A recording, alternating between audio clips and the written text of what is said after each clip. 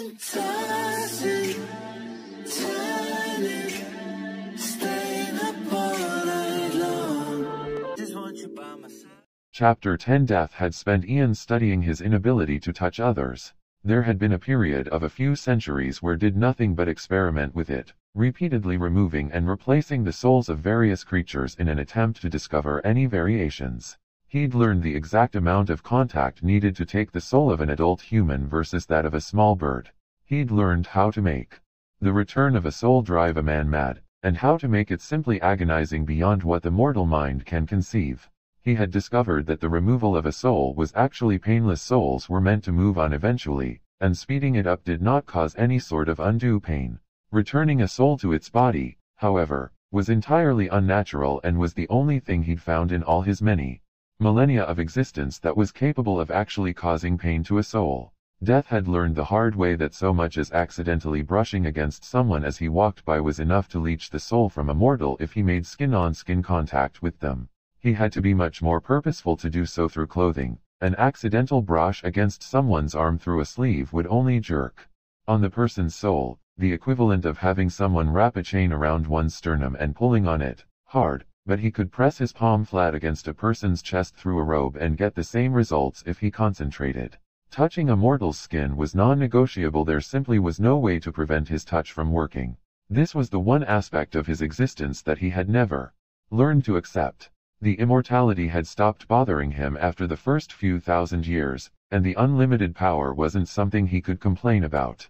But he missed the casual touches, the comfort of a person's hand on his shoulder, the reassurance of a motherly hug. He could hardly even remember what it felt like to be touched. Touching a mortal and removing their soul was not the same as touching a human and feeling skin beneath his fingertips. His hands were slick with his magic, his power, and even when removing a soul he was unable to feel the skin beneath his fingers. So it was with a sort of numb surprise that Death stared at where his hand was wrapped around that of his mortal shell, and he felt skin. It was unlike anything he could ever remember feeling. Clammy and rough and calloused and trembling, and the most wonderful thing he'd ever felt in the entirety of his being. Death's eyes flicked to his mortal shell's face, noting how he had his eyes clamped shut and how he was biting his lip, before returning his gaze to the hand he was holding. Death exhaled, long and slow and shuddering, and tightened his grip on the limb he was grasping. Death felt as if the world was simultaneously pressing down on him and removed from his shoulders, all at once. There was a pressure behind his eyes he did not recognize, a burning in his throat, a constriction in his chest where his heart used to be. He wondered if he were the one having his soul removed, for surely this was the only explanation for why his entire being suddenly ached. The fingers he was staring at moved then, wrapping around his hand and wrist instead of just lying there shaking. The ache in his chest suddenly increased exponentially, and Death sucked in a sharp breath in response. He had no idea what was happening, why he felt like this. It had been so very long since he'd felt anything, and not merely with his hands. His shell was not trembling anymore. Death could feel the eyes on him.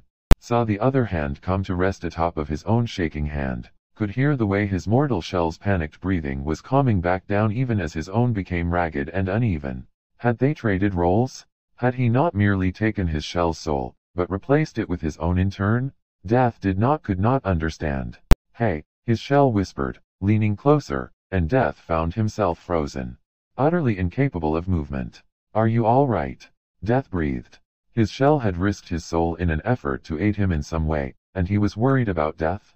He wondered if this was what it was like to go into shock. He wondered if perhaps his age had finally caught up to him and he'd lost what little sanity he had left. He wondered, but he did not understand. Whoa, don't be upset, his shell was saying a bit frantically, obviously in response to some sort of expression he was unaware he was making. His shell patted his hand, lifting his own to grip firmly on his shoulder. It's okay. Just take a deep breath. Calm down. His shell's face twisted into a rueful smile. Somehow I had imagined these roles being reversed.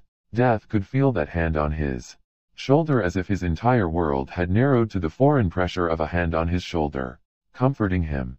Death reached up with his free hand and hesitated, unsure if he was willing to press his luck, and terrified that if he touched his shell again he would remove his soul. He was not sure he could stand it if this turned out to be a unique occurrence.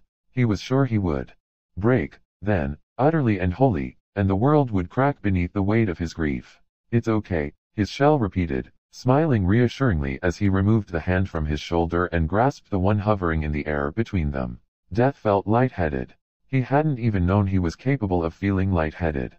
His shell shifted closer until he was sitting beside him on the mattress, still holding both of his hands. The boy released his hand and leaned against his side, wrapping one arm around his waist and pulling him into an awkward hug. Death felt his entire world shift on its axis. Slowly, carefully, Death wrapped his own arm around his mortal shell and returned the one-armed embrace, scarcely believing this was real, that this was actually happening. Death stared across the room through unseeing eyes, his mind having completely given up trying to make sense of this development. His mortal shell shook him slightly in concern, peering up at him. "How do you feel?" Death blinked, and the world began turning again. A slow, lopsided grin tugged at his mouth as he tightened both his arm around his mortal shell and the hand still being held between them. "Alive?" Death decided. "I feel alive."